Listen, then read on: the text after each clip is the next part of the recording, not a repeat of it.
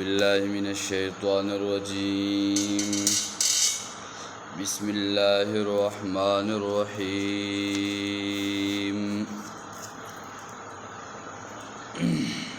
ثم إذا كشف الضر عنكم إذا فريق منكم بربهم يشركون. سورة النحل شروع. دو بابونا باغ ذکر شو. درم باب شروع آیت نمبر بکم پنزوستمنا د سلور سلویختم پوری بابو پہاگے کی درې دلائل عقلیه هغه ذکر شو. بیا دعوا او دلیل وحیو رد په مشرکانو باندې او بیا زجرونه ذکر کول. دلیل عقلی ذکر کو او زجر بالشرک مقدمه او دویم زجر ورکو. ثم اذا كشف الضر عنكم اذا فريق منكم. بیا جکر لری کو مصیبت ستاسونا اذا فریق منکم اچانک یوڑل ستاسونا دخپل رب سر شرکان جوڑی. اللہ وی چکل منگ د دوین تکلیف او مصیبت لری کو دوی بیا دا اللہ جل شانہو دا صفات دا نور لور کئی او نور تعوازن او دا کئی. لکه سورہ روم یوشتم سپارہ سلور درشم آیت کی ہم دا ذکر دی. سورہ لقمان یوشتم سپارہ دو درشم کی ہم دا خبر راغلی دا. لیکفروا بما آتیناہم. یا دلتا دا لام دا عاقبت دا پارا یا لام امر دے، یعنی کافر شوی تاسو په هغه نعمتونو چې موږ دوی تور کړي دي، یا د عاقبت د پاره چې ناشکري وکړه دوی د هغه نعمت چې موږ دوی تور کړي دي. فتمتعوا، پس نو مزې واخلئ. ای تاسو په دنیا په دې ژوند کې کمی مزې چرچې کوئ، هغه واخلئ او هغه وکئ. فسوف تعلمون، نو زر ده چې پوه به شئ تاسو، یعنی تاسو با خپل انجام دا غا آخرت وینئ. تاسو با خپل سوچ او فکر دا غی انجام با خپل سترګو باندې وینئ. ويجعلون لما لا يعلمون نصیبا. نو وس دلته بیا بل زجر ذکر کئ او رد کئ په شرک فعلی باندې. ويجعلون لما لا يعلمون نصیبا، او مقرروی دوی لما هاغا چالا لا يعلمون چی آغوی پوهان لری نصیبا برخا مما دا هاغا مالنا رزقناهم چی منگ دوی لور کردی دی. تاللہ لتسألن عما کنتم تبترون. قسم دے پا اللہ خامخا تبوس بوکڑا چستاسونا دا هاغا سیزنو چی درو جوڑول تاسو. نو پدی کی رد شرک پہلی کئی چی دوی با حصے مقرر ولی لا يعلمون. نو دا دیر پارا سورہ انعام اتم سپارہ آیت 138 پاغے کی تفصیل او وضاحت خبر موجود دا. ذکر قرآن کریم بعض آیات دا بعض سر لگئی او دا لغا بعض آیات فا بعض باندی سکئی حاغا حل کئی. 138 نمبر 136 نمبر آیت تے. وَيَجْعَلُونَ لِلَّهِ مِمَّا ذَرَأَ. مقرروی دوی اللہ تعالی لرا دا هاغینا چی پیدا کردی دی دا پسلنو او دا سارونا برخا. فقالو دوائی هذا للہ مزامهم. دا برخا دا اللہ تعالی دا بگمانو دا دوی کی چی بغیر دا مقدار شرعین مقرر کردی دا. وَهَذَا لِشُرَكَائِنَا. او دا برخه د مددګارانو زمونږ دا پنا انصافی سرا. فما کان لشرکائهم. نو هغه برخه چې د دوی د مددګارانو دا د مددګارانو د پاره دا. فلا يصل الى الله. نرسیږي الله تعالی دا. او هغه برخه وما کان لله فهو يصل الى شرکائهم. او هغه برخه چې وی الله تعالی لرا نو هغه رسي مددګارانو د دوی دا سا ما يحكمون بد هغه فیصله چې دوی کوي. مقصد د دې دا دی چې دوی با فصلونه او سارود په دې کې به تقسیم کوو وی لکه دا ایسا دا الله دا زمنګ دا او دا زمنګ دا پیرانو او مشرانو دا. نو چې کله دا شیز به تقسیمو نو په تقسیم کې به کله کله د یوې ډیری دا مثلا 2-3 ډیری جوړ کړلی د غلی دی یا د یو سری د بل سری. نو چې کله به د یو حصہ یو تا چولا د بل حصہ به بل تا چولا نو کله کله به د یو حصے نه صدانه بل حصے ته ولګېدي. نو چې کله به د دوی د معبودان باطلو د دې حصے نه صحیح صدا چې کومه د الله د پاره مقرر کړو په خپل ګمانونو کې هغه د بسدانه ارداوي شو د هغه نه به راواغه سي باغي به کې خو دي او که چرته کومه حصے د الله د پاره مقرر کړو په خپل ګمانونو کې نو که چرته د هغه نه به صحیح سره دوی هغه مشرکانو د دوی د هغه معبودین باطلو دلاړه نو الک الله غنده بس خو زمنګ د معبودین شي دا خو پنشي دوی ته چرته تکلیف ونه رسي. نو پدې کې دې ته اشاره ده چې کله یو سړی د الله د رضا لپاره یو سیز ورکوي یو فصل له ساروی دی بل سره عشر دی زکات دی صدقه ده خیرات دی د بدین ید باندې ورکوي چې زمانه زما رب راضي شي او ما د بدی باندې اجر او ثواب راکي. نو چې کله اجر او د ثواب ته مدار نو بس تا خو الله لور کړل. خو وز دویم سیز چې هغه د چا لپاره ورکې د خپل معبودین باطلو د پاره دوی به وی الګ داسې زمنګ د پلان کې سیب دی د پلان کې پیر سیب دی. الن کې بعض علماو ذکر کړي چې د دوی سره با پکور کې بده کندوانو کې دا سيزونه موجود ول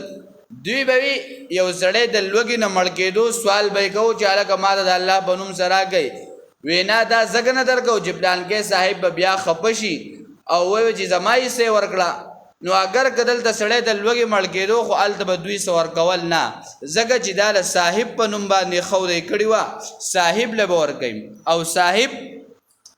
هغه په خپل نشته بلکې دا هغه منجورانو مریدان له ور کوي چې وای په دې باندې هغه خوشاليږي یا هغه خلک چې هغه دی بوتانو ته سجدي کوي د بوتانو نغواړي هغه ته مراد دي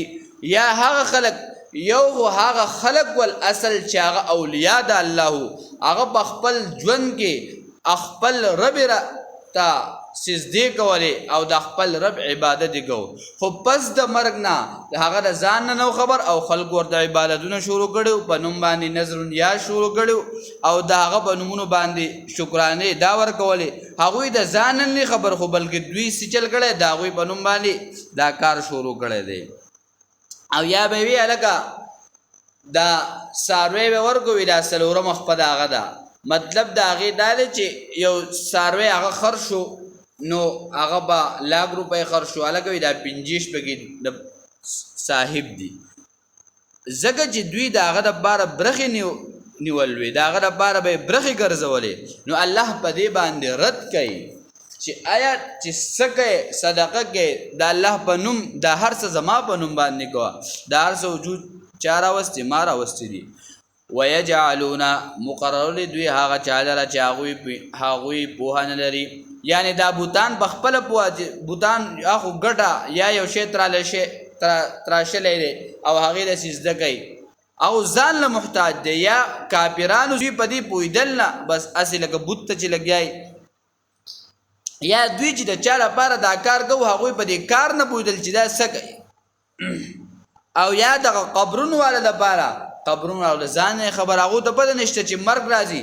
او همغه روایت مخکې پیش کړو حدیث د مسلم کې راځي سرفراز خان صفدر سے ذکر کړل نبی علیہ الصلوۃ والسلام دا وفات نه یوم یاش مخکې نبی علیہ السلام نه د بوزو شهید الله رسوله مرګ بکلی هغه ورته وی اثرات ظاهر شي د معلومه راده نه ده قیامت بکلی نبی علیہ السلام ورته ما ته پته نشته چې هغه پیغمبر صلی الله علیه وسلم چې هغه د علم نو هغه د پوهه نو چې کله په وسړي مرګ راځي هغه د خپل مرګ پته نه لګي او چې کله مړ شي هغه د دې پته نه لګي چې کله به دوباره قیامت راځي کله به دوباره زما ژوند راځي نو چې هغه د خپل ژوند نه خبر د دوباره د پاسېدون نه خبر نو هغه بل چاله څه ورکي بل حاجت به څه پوره کړي د بل مدد به څه وکړي د بل ته به د هغه تکلیف به څه لرې کړي هغه ته به نه به څه ورکړي هغه په خپله محتاج دی د هغه دپاره ته څه لیږه د هغه دپاره ته څه خیرات زکات صدقه دا ورکوه چې هغه ته ورسېږي ایصال ثواب کې څه شي هغه روح ته ورسېږي تالله لتسألن قسم بالله خامخا تبوس وکړه چې ستاسو نه د هغه څیزونو چې دوی دروغ جوړول تاسو نه په قیامت کې تبوس کېږي چې تاسو دا دروغ مرغ جوړول ويجعلون لله البنات سبحانه او مقرر کول دوی الله تعالی لونه سبحانه پاک دې ذات د الله تعالی نو دای وس بل پلیتی ذکر کوي چې دوی به الله جل شانه لا لونه دا ثابتولې او حد دوی وی بعضی وی چې د یو پیری سره العیاذ بالله الله وعده کړه او د هغې نه دا فرشتي وجود ته راغلي دي منګه وایو دا فرشتي نوراني مخلوق دی دا د الله د نور نه پیدا دي او شیطان دا خو د اور نه پیدا دی نو جنسونه جدا دي او دلته تاسو نسبت یو شان دي کوئ عجیبه خبره ده یا دویمه خبره دا ده چې تاسو د ځان لپاره بچی خوښوئ او د الله لپاره لونه ثابتوئ نو دا خو بالکل ناجایزه ده الله د ځان لپاره څه خوښئ هغه اولاد بچی خوښئ او د الله پاک لپاره لونه ثابت دی بلکې دا د الله پاک حقیقي لونه دا نه وي چې لکه څنګه د انسان نه بچی پیدا کېږي د دوو کسو په یو ځایوالي سره د ښځې او سړي په یو ځایوالي سره انسان وجود ته راځي دوی داسې نه وي د دوی مقصد دا دی چې دوی دومره مقربې شوي الله ته نږدې شوي څنګه چې د یو بچي یو پلار هغه لوڼی او دغه لوڼه د خپل پلار مجبوره کړي او دوی د الله دغه لوڼه دا مجبوره کول د خپل پلار دا خپل لوڼه نه خفه کوي بلکې هغوی مجبوره کړي بس د هغوی هغه مجبوري هغه تسلیم کړي او هغه خبره ومني نو دغه شان دي دوی دا الله جل شانه د سری دا ورته نزدېکت او دوی الله پاک مجبوره کوي الله جل شانه د چانه مجبوره کیږي نه ځکه چې الله جل شانه محتاج دی چې هغه سړی مجبوره کیږي چې هغه محتاج راځي بلکې د الله ذات خو پاک دی هغه د هیڅ سیده ضرورت نشتا یو خدا جواب دی او قرآن کې بشمار ذکرونو کې الله پاک د دې جوابونه کړي دي لکه سوره بنی اسرائیل کې الله پاک ذکر کوي الله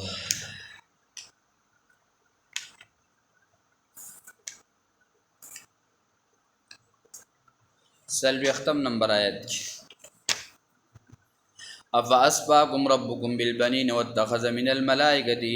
اناثا این غرکڑی ستاسو رب تاسو د بار زامن او نیولی د ملائک لونا اے ساو د بار بچی غرکڑ ځان له لونا ګرځولې دي ستاسو دا خبره دا غلطه ده دا سراسری غلطه ده او تاسو الله څخه کنزل کوئ او حدیث کې راځي حدیث قدسی دی الله حدیث کې راځي کذبنی عبدی اے زما دا بنده ما د دروغ نسبت کوي دا دروغ مفسرین د دې څه مطلب د دې مطلب دا دی چې دوی الله له ولد له الله له بچی ثابتوي الله وای دا د دې چې لکه ما ته یو سړی کنزل کوي نو دا خلق چې د الله پاک د لپاره ولد ثابتوي او د الله پاک د لپاره څه کوي بچی ثابتوي نو دا سره دا ناجایز ده دغه شانتي سورې صافات کې 139 نمبر آیات کې الله پاک دغه تذکرہ کوي چې آیت د دوی د لپاره بچی او د ځان لپاره لونه دا ډېره عجیبه خبره ده دوی خوښوي نه لونه او د الله پاک د لپاره لونه ثابتوي سورې صافات 30 سپاره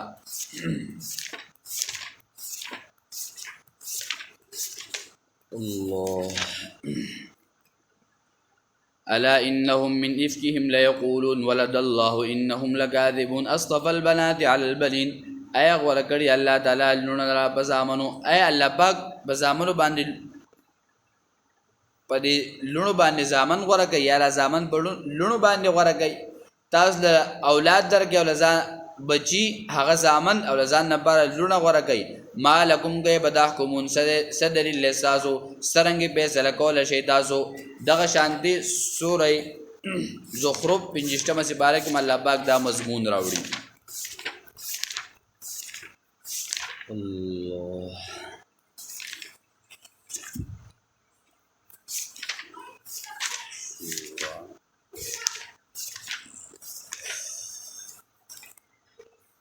ام اتخذ مما يخلق بنات واسفاكم بالبنين ان ولي الله تعالی دا چانا چې پیدا کړي لونه او غره کړي تاو د بار زامن ایساو د بار زامن غره کړي ځان لونه نیولي واذا بشر احدهم بما ضرب للرحمن مثلا ظل وجهه مسودا وهو كظيم او کله جزیره ورکړي شي او تند دوی دا په هغه چې بیانوي د رحمان په وسب کې پسیبت کې ظل وجهه نو شي مخ داوي تکتور اے چې دوی د الله پاک د پاره لونه ثابتای او کدو د ویل شي چې تاسو لور شوی دا وای د دوی د مخ تکتور شي او پزړه کې هغه سجخ پیمانه شي او ملای راټیټ شي د دې د لازا چې ماته د لور زیره راکو او په خپل د الله پاک د پاره سګي بچی ثابتای دغه شانتی سوره تور کې هم دا خبره کوي آیت نمبر 39 وشتمه سپاره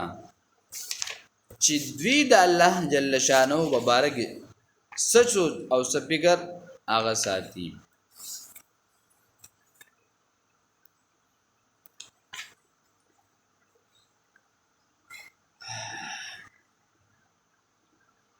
ام له البنات ولکم البنین ایا هغه لونه دی او تاسو لره زامن دي داغه د بار لونه ثابت او ځان نه بار زامن ثابت او استاد ډیر خصوص چې تاسو ډیر غوړی دلته بیا سوره نجم کې الله پاک فرمایي الکم الذکر وله الانثى استاو د بار نارینه بچی دی او هغه لونه دي تلک اذن قسمت ضیزا